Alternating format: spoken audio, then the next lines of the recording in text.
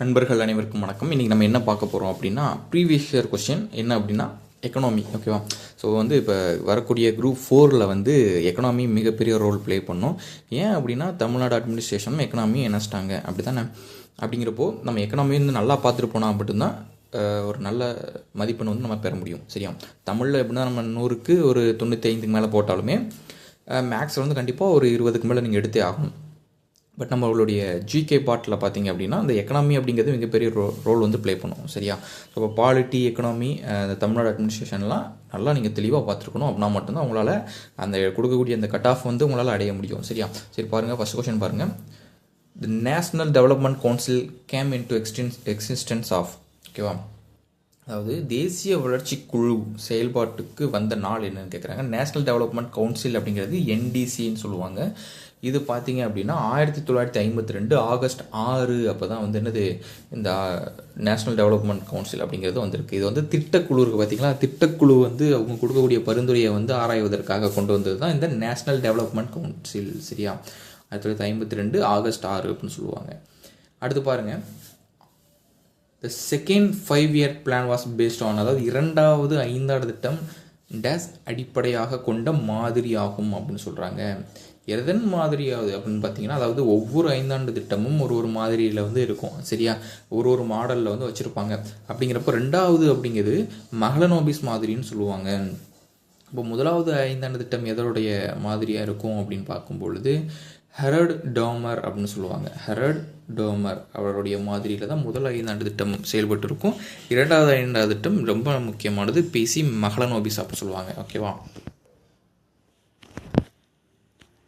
$5 trillion இந்திய பொருளாதாரம் என்ற குறிக்கோள் வைத்திருக்கும் ஆண்டு எதுன்னு கேட்குறாங்க. அது 5 ட்ரில்லியன் பொருளாதாரம் அப்படிங்கிறது நம்ம இந்தியா செட் பண்ணியிருக்குது. அது எப்போ அப்படின்னா 2024-25 ஆண்டுகளில் தான் அது செட் பண்ணியிருக்குன்னு சொல்கிறாங்க. அடுத்து பாருங்கள், இந்தியாவில் சரக்கு மற்றும் சேவை வரி GSTன்னு சொல்லுவாங்க இல்லையா, கூட்ஸ் அண்ட் சர்வீஸ் டேக்ஸ் அப்படிங்கிறது, அந்த டேக்ஸ் அப்படிங்கிறதுல நடைமுறைக்கு வந்தது எப்போ அப்படிங்காங்க GST. இது அடிக்கடி கேட்கக்கூடிய ஒரு கேள்வி. 2017 ஜூலை 1. ஓகேவா? இந்த ஜனவரி 2015 ஜனவரி 1 அப்படிங்கிறது போட்டுறாதீங்க. ஏன்னா இது இன்னொரு இதுக்கும் வரும், அதை நம்ம பின்னாடி பார்க்கலாம், நான் சொல்கிறேன். சரி, அப்போ இந்தியாவில் சரக்கு மற்றும் சேவை வரி அப்படின்னாலே அது 2017 ஜூலை 1 தான். சரி. CSIR அறிவியல் மற்றும் தொழிலக ஆய்வு மன்றம், அதாவது CSIனா அதோடைய ஃபுல் ஃபார்ம் கேட்டாலும் நம்ம போட தெரிஞ்சிருக்கணும். சரியா? Council of scientific and industrial research. ஓகேவா? இந்த council of scientific and industrial research இது ஒரு அட்டானமஸ் பாடி, அதாவது தன்னாட்சி அமைப்பு. இது எதன் கீழ் பதிவு செய்யப்பட்டதுன்னு கேட்குறாங்க. முக்கியமான ஒரு கேள்வியும் கூட. பாருங்கள், ரிஜிஸ்ட்ரேஷன் ஆஃப் சொசைட்டிஸ் ஆக்ட், அதாவது 1860 உடைய சமூக சட்டத்தினுடைய பதிவின் கீழ் செய்யப்பட்டது அப்படிங்கிறாங்க, பதிவு செய்யப்பட்டதுன்னு சொல்கிறாங்க. இப்போ ரிஜிஸ்ட்ரேஷன் ஆஃப் சொசைட்டிஸ் ஆக்ட் 1860 நீங்கள் நல்லா ஞாபகம் வச்சுக்கணும். ஸோ இது தனியாகவும் கேட்கலாம். ஓகேவா?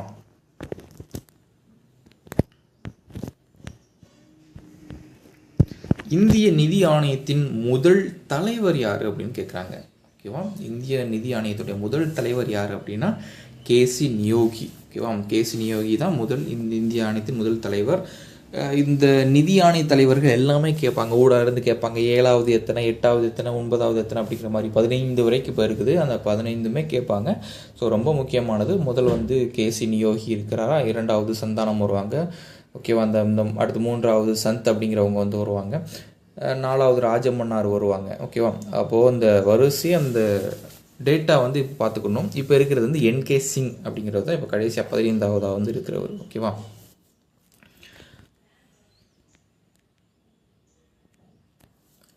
(141) மத்திய அரசின் மூலம் அறிமுகப்படுத்தப்பட்ட நிதி சீர்திருத்த வசதி எந்த நிதி குழுவில் கொண்டு வரப்பட்டது அப்படின்னு கேட்குறாங்க.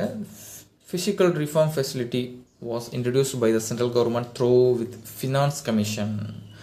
எது வழியா அப்படின்னா பாருங்கள், 12வது நிதி சீர்திருத்த வசதி அப்படிங்கிறது, அதாவது 12வது அறிமுகப்படுத்தப்பட்ட நிதி சீர்திருத்த வசதி எந்த குழுவில் கொண்டு வரப்பட்டதுன்னு சொல்கிறாங்க. சரியா? இது 12வது குழு, ஞாபகம் வச்சுக்கோங்க. 142 பாருங்கள், நிதி ஆயோக்கின் விரிவுபடுத்துகன்னு கேட்குறாங்க, அதாவது எக்ஸ்பேண்ட் கேட்குறாங்க. இப்போ நான் சொன்னேன்ல CSIRனா என்ன அப்படின்னு. ஸோ அந்த மாதிரி தான் இப்படியும் கேட்கலாம். ஓகேவா? Council of scientific and industrial research.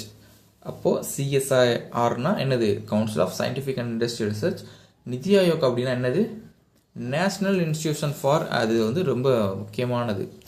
Transforming India, transforming institute, technology India, இந்த மாதிரிலாம் கேட்குறாங்க. ஓகேவா? அப்போ வந்து ரொம்ப முக்கியமான தெளிவாக அதை பார்த்து வச்சுக்கோங்க. நேஷ்னல் இன்ஸ்டிடியூஷன், இது வந்து இன்ஃபர்மேஷன் கிடையாது, இன்ஸ்டிடியூஷன் ஃபார் டிரான்ஸ்ஃபார்மிங் இந்தியா.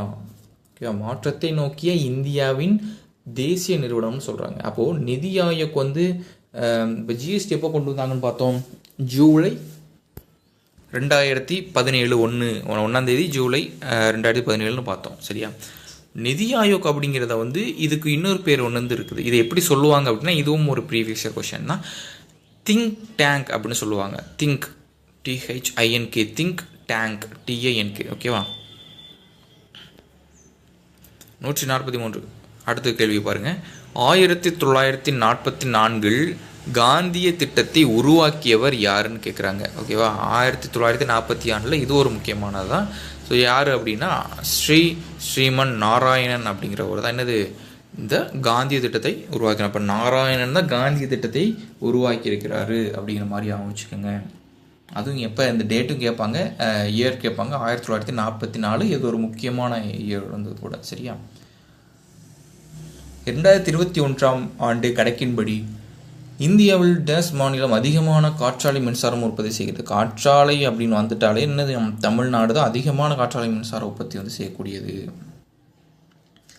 வேளாண்மை பிரத்யோக வரவு செலவு திட்டத்தின் குறிக்கோள் என்ன, எவை அப்படின்னு கேட்குறாங்க. ஓகே, வேளாண்மையோடைய பிரத்யோக வரவு செலவு திட்டத்துடைய குறிக்கோள் பாருங்கள். 1 மற்றும் 2 சரின்னு கேட்குறாங்க. சரின்னு சொல்கிறாங்க. அதாவது வேளாண்மையை லாபகரமான தொழிலாக ஊக்குவிப்பது. ஏன்னா அவங்களுக்கும் லாபம் வரணும், விவசாயிக்கும் லாபம் வந்தால் தான் அது வந்து பயிரிட முடியும், நம்மளும் சாப்பிட முடியும். சரியா? ஸோ அவங்களுக்கு லாபம் வரலன்னா அவங்க எதுவுமே பண்ண மாட்டாங்க. தமிழ்நாட்டில் விவசாயிகளின் நலனை உயர்த்துவது. கண்டிப்பாக அவங்களுடைய நலனை உயர்த்தினால் மட்டும்தான் அவர்களுக்கு உண்டான அந்த எல்லாமே அவர்களுக்கு உண்டானது அவங்களுக்கு வந்து கிடைக்கும். சரியா? வேளாண்மையில் இயந்திரமாக்களை கட்டுப்படுத்துவது அப்படின்னா ஒன்றும் முடியாது. ஏன் அப்படின்னா இப்போ உள்ள காலத்தில் போயிட்டு நம்ம வந்து மாடுலாம் வச்சுட்டு இன்னும் விழுதுட்டு இருக்க முடியாது, நவீன காலமாகி போச்சு. அப்படிங்கிறப்போ இந்த இயந்திரமாக்களை வந்து தடுத்தாங்க அப்படின்னா வேளாண்மை செய்வது மிகவும் கடினம், அதுவும் இப்போ உள்ள மக்கள் தொகைக்கு. ஓகேவா? ஸோ அதனால் என்னது 1 மற்றும் 2 மட்டும் தான் சரி. அடுத்து, in which year 15th finance commission establish, அதாவது எந்த ஆண்டு 15வது நிதிக்குழு அமைக்கப்பட்டது அப்படிங்கிறது கேட்டிருக்காங்க. 2017. சரியா? அடுத்து, காம்போனன்ட் ஆஃப் ஜிஎஸ்டி ஆர், அதாவது என்னன்னு கேட்குறாங்க. காம்போனன்ட், அது ஜிஎஸ்டியோட காம்போனன்ட் 3 டைப் வந்து 3 விதமாக வந்து இருக்குது அப்படின்னு சொல்கிறாங்க.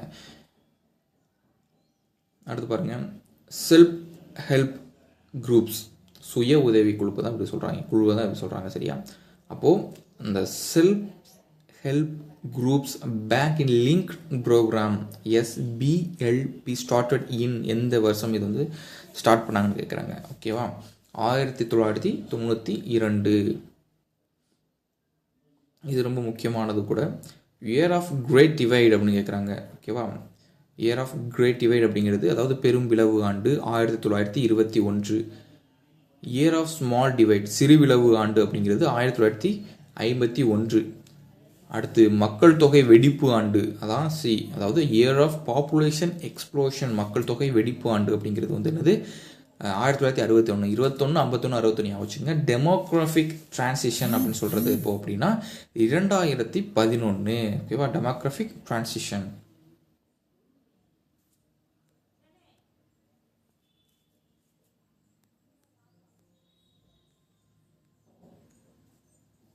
MGNREGS, அதாவது மெக்னரேகாஸ்ன்னு சொல்லுவாங்க. இதை வந்து இப்போ இது வந்து Mahatma Gandhi national rural employment guarantee schemes அப்படின்னு சொல்லுவாங்க. இதோடைய ஃபுல் ஃபார்ம் நோட் பண்ணி வச்சுக்கோங்க, தெரியல அப்படின்னா. Mahatma Gandhi national rural employment guarantee scheme அப்படிங்கிறது தான் இது. இந்த திட்டத்தின்படி கிராமப்புறங்களில் உள்ள ஒவ்வொரு குடும்பத்திற்கும் ஒரு நிதியாண்டிற்கு டேஷ் நாட்கள் வேலையளிப்பு, குடும்பத்தில் குறைந்தபட்சம் டேஷ் உறுப்பினர்களுக்கு உத்தரவாதம் அளிக்கப்படுகிறதுன்னு கேட்குறாங்க. குறைந்தபட்சம் இது என்னது? இந்த Mahatma Gandhi MGNREGAS National Rural Employment Scheme அப்படிங்கிறது 100 நாள் வேலை வாய்ப்பு திட்டம் இருக்கு இல்லையா, இதைத்தான் வந்து என்ன சொல்கிறாங்க, மகாத்மா காந்தி அப்படின்னு சொல்லிட்டு ஒரு மிகப்பெரிய பேர் வந்து வச்சுருக்கிறாங்க. சரியா, மெக்னோரேகாஸ் அப்படின்ட்டு. அப்போ இது என்ன திட்டம்? இது 100 நாள் வேலைவாய்ப்பு திட்டம் தானே. அப்போ 100 நாட்கள் தானே வேலை நடக்கும். இப்போ 100 நாட்கள். அடுத்து வந்து குறைந்தபட்சம் ஒரு உறுப்பினருக்கு உத்தரவாதம் வந்து அளிக்கணும் ஒரு குடும்பத்தில், அப்படிங்கிறதுனால தான் இதை வந்து சொல்கிறாங்க.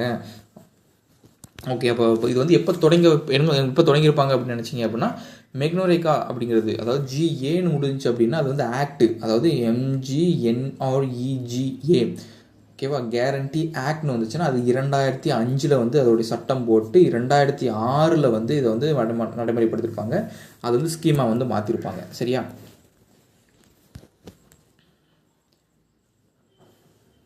181 இது பாருங்கள். 7வது ஐந்தாண்டு திட்டத்தில் எதில் சிறப்பு கவனம் செலுத்தப்பட்டதுன்னு கேட்குறாங்க. அப்போ ஒவ்வொரு ஐந்தாண்டு திட்டமும் ரொம்ப முக்கியம். 11th புக்கில் இருக்குது, நல்லா படிச்சுக்கோங்க. 7வது ஐந்தாண்டு திட்டத்தில் உணவு வேலை உற்பத்தி திறன். சரியா, உணவு வேலை மற்றும் உற்பத்தி திறன், ஃபுட் ஒர்க் அண்ட் ப்ரொடக்டிவிட்டி அப்படின்னு சொல்லுவாங்க. இது ரொம்ப முக்கியமானது. ஓகேவா. ஸோ அப்போ நம்ம டெய்லி இந்த மாதிரியான ஓல்டு கொஷின் பார்க்கும்போது நம்ம எதுலேருந்து நல்லா படிக்கலாம் அப்படிங்கிறது நம்மளுக்கு தெரிய வரும். சரியா, எந்தெந்த இதை ஃபோக்கஸ் பண்ணி படிக்கலாம் அப்படின்னு. ஸோ வந்து தொடர்ந்து நம்ம சேனலை வாட்ச் பண்ணுங்கள், லைக் பண்ணுங்கள், ஷேர் பண்ணுங்கள். தெரியாத கமெண்டில் சொல்லுங்கள், கண்டிப்பாக நான் அதுக்கு விளக்கம் கொடுக்குறேன். தேங்க்யூ.